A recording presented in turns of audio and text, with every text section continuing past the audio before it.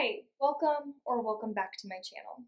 Somehow, the end of 2023 is fast approaching. While I personally believe that change and personal development can happen at any time of the year, I do think that there's something particularly motivating about the start of a new year. In this video, I want to dive into self-reflection and goal setting. I'm going to start with a reflection of 2023, followed by questions that you can ask yourself as you set goals for 2024. Of course, a goal without a plan is just a wish. So we're going to talk about strategic steps you can take so you can succeed in your goals. Okay, let's get started. First, I think it's important to start with reflecting on the last year. Not only will this help you see a baseline of where you're starting from, but it's also an opportunity to celebrate your successes this year. What did you accomplish this year? It's important to take time to celebrate your successes. I think that free recall can be a little bit challenging sometimes, so having some domains to think of can be really helpful. Different domains include education, career, finances, relationships, whether it's romantic or friendships, physical health, mental health, creativity, travel, or recreation. What are your highlights of the year? This is an opportunity to think about the best parts of your year and the things that brought you the most joy. How do you feel about how you spent your time this year? It's helpful to look back at your planner, but if you don't have that, you can just think about what stands out to you. What are you happy that you prioritized? This question is helpful because it helps shed light on how you should continue to spend your time. What are you not happy that you prioritized? Although negative, it's important for us to be aware of what didn't bring us joy this year so we can take steps to better utilize our time next year. After all, if what you're doing isn't bringing you closer to your dream, then what's the point of doing it? Who or what are you especially grateful for this year? I like this question because it reminds us to be appreciative of what we have and to not take it for granted. What made you feel the most drained this year? This is another negative question, but it's important to be aware of what's making us feel badly so we can assess whether or not we truly want that thing in our life. And finally, what made you feel the most passionate this year? With all of the responsibilities that come with being a functioning adult, it's really easy to lead this monotonous life and forget to focus on the things that make us feel passionate. By asking yourself what it is that made you feel passionate this year, you can try harder to incorporate that into your routine in 2024.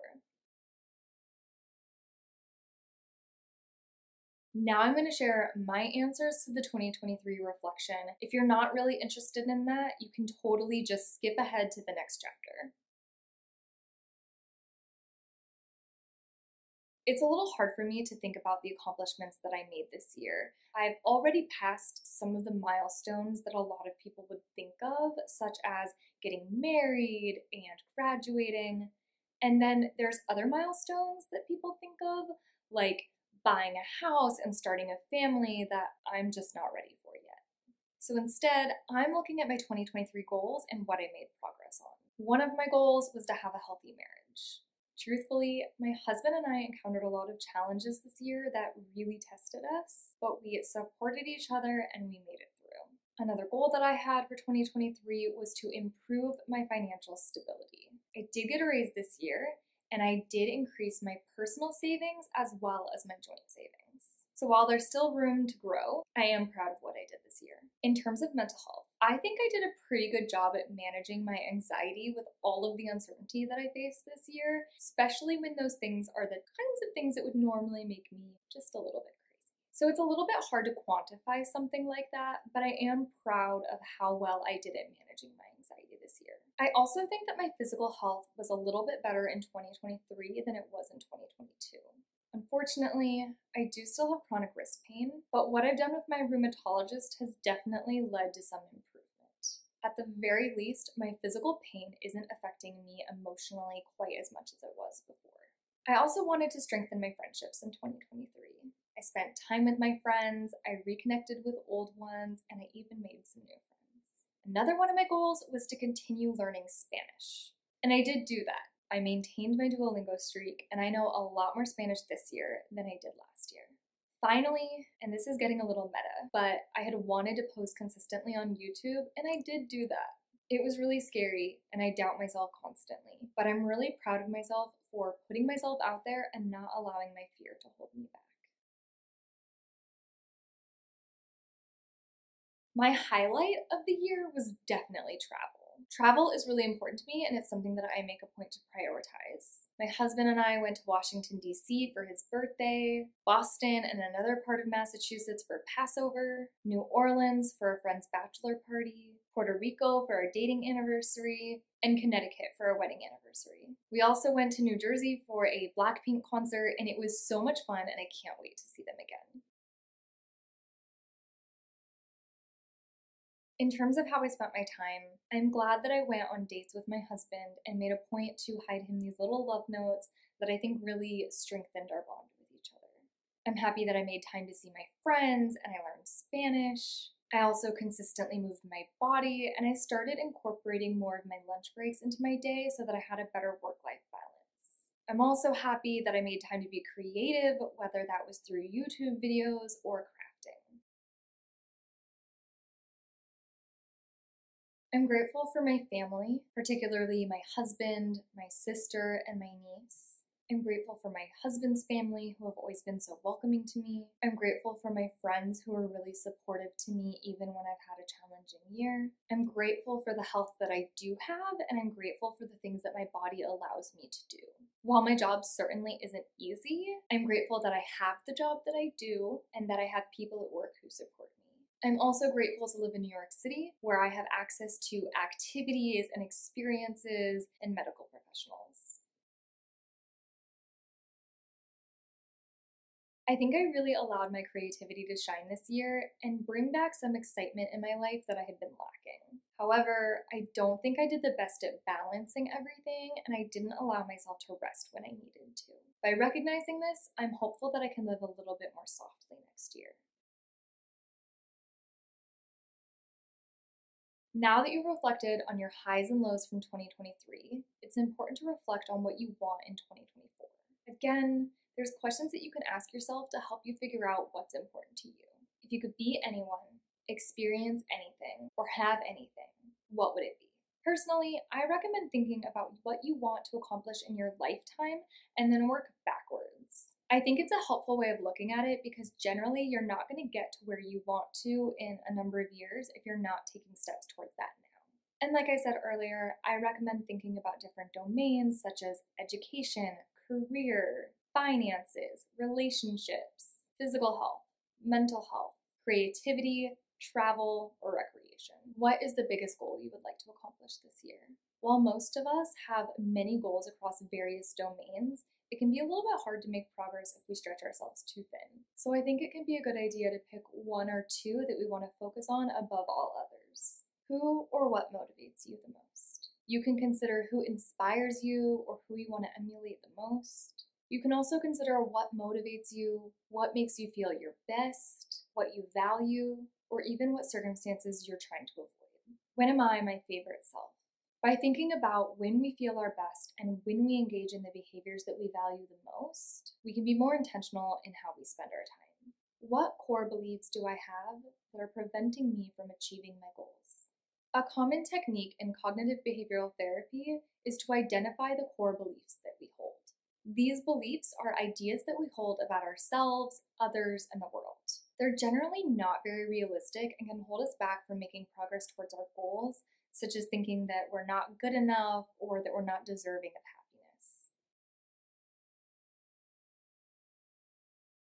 My lifetime goals include maintaining a healthy marriage and starting a family.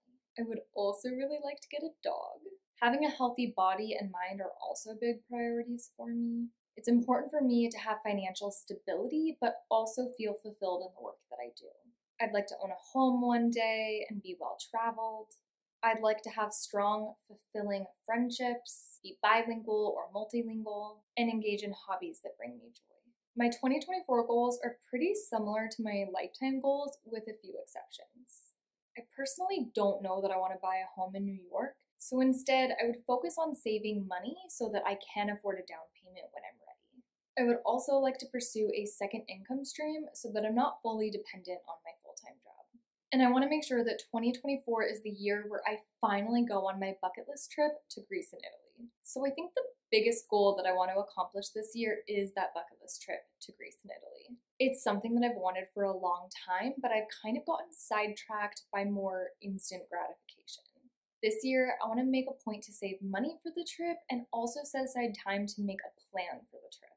When I think about who motivates me the most, I think about friends that I have that really emulate working to live instead of living to work. I'm really impressed by some people's ability to juggle work and school, but also still have a social life and meaningful experiences.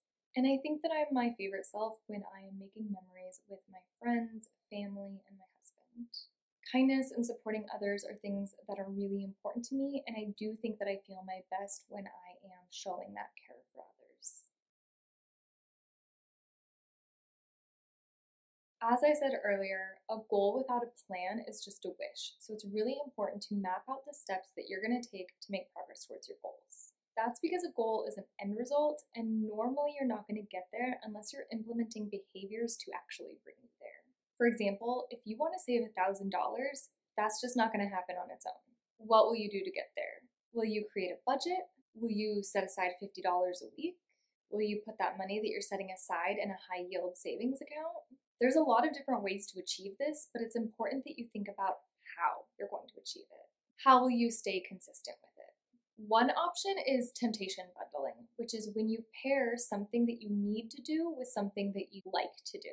It has to be something that you really enjoy, and it has to be something that you will only allow yourself to do when you're doing that other activity. For example, if you have trouble doing the dishes, you could pair that with watching your favorite TV show, but you can only allow yourself to watch that TV show when you're doing the dishes. Another option is habit stacking, which is when you do something that you already do, followed by something that you need to do. An example of habit stacking could be eating dinner and then immediately putting the dishes away, or coming home from work and immediately going and working out. Throughout this process, I do think it's important to be aware of who you are and not just who you want to be. Personally, for a long time, I really thought that I needed to be someone who meditates. I would tell myself I'm gonna meditate, and then I would find myself avoiding it, and ultimately, I just realized that I don't like meditating, and I don't want to meditate. Why am I pushing myself to meditate when there could be something else that promotes calm that I like way more? In terms of my January plan, like I said, I do think I want to focus mostly on making sure that I get that bucket list trip done this year. I think the first thing that I need to do is figure out where exactly do we want to go, what exactly do we want to do, and what are accommodations like in those areas. I think one of the biggest things that has prevented me from planning this particular trip is that we want to go to a lot of different locations, and so we just don't really know what it will actually cost, because it's not just as simple as one round trip flight and one hotel. It's getting abroad, moving around to different places within, staying at multiple hotels. And so I think it's just been a little bit more complicated to figure out. So I think the first step is to figure out what are all those things and how much is that really going to cost. From there, I think the next step will be to create a budget. We should figure out exactly how much money do we need to be putting aside per month to be able to achieve this goal, hopefully in the spring. And if we definitely can't afford it in the spring, then how much can we reasonably put down? And then when would we be able to afford it? Another component for me is that I do have a lot of Amex points, but I've never converted them before, so I actually have no idea what that process is like. So once I figure that out, I would know how much money that will save us as well. And then finally, my husband recently started a new job, so we don't really know a lot about his paid time off situation yet. Once we sort that out, then we can figure out when he would be able to take off 2 or 3 weeks. That about wraps up this video. I hope you found that some of these reflections and ideas will help you create your plan for 2024. I hope that seeing my goals was helpful and will inspire you to create your own. Thank you for watching, and I'll see you in the next one. Happy New Year!